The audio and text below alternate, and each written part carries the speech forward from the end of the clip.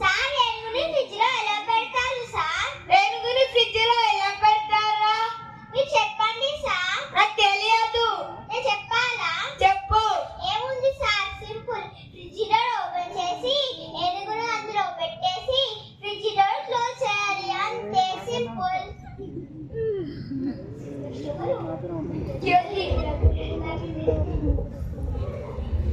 Sir ఆవుని fridge లో ఎలా పెట్టాలి సార్?